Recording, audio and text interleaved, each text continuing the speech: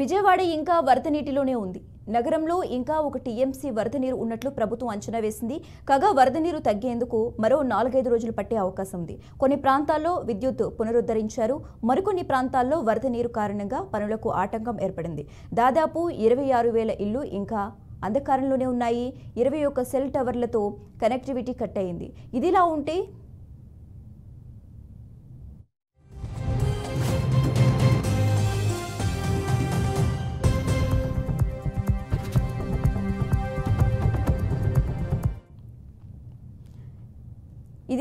భూమేరు నుంచి ఇంకా వరద కొనసాగుతూనే ఉంది.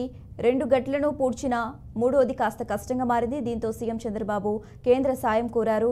ఇండియన్ ఆర్మీలోపి ప్రత్యేక వింగ్ సాయంతో మూడో గండి పూడ్చాలని నిర్ణయం తీసుకున్నారు. 4 రోజులుగా విజయవాడలోనే ఉన్న సీఎం ఎప్పటికప్పుడు పరిస్థితి సమీక్షిస్తున్నారు. కాగా మంత్రులు దగ్గరుండి వరుస సహాయక చర్యల్లో పాల్గొంటున్నారు.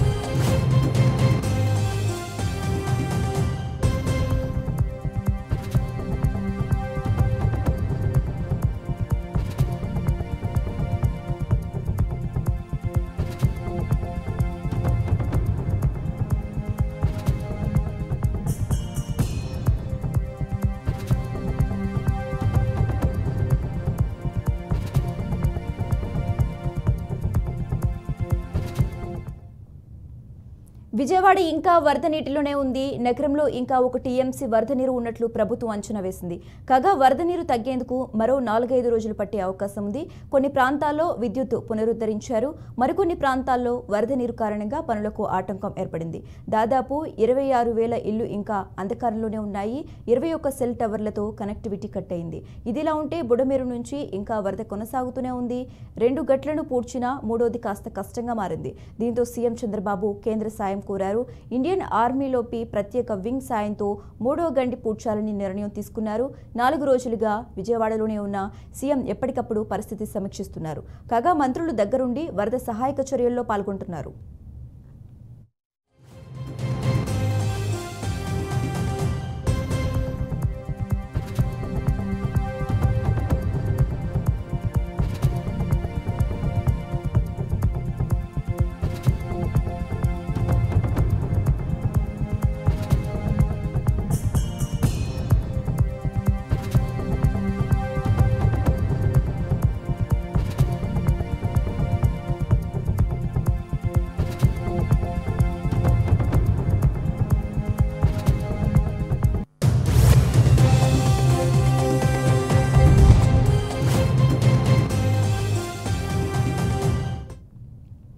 ఇక ఇదే అంశానికి సంబంధించి మరింత సమాచారం మా ప్రతినిధి శ్రీనివాస్ అందిస్తారు. శ్రీనివాస్,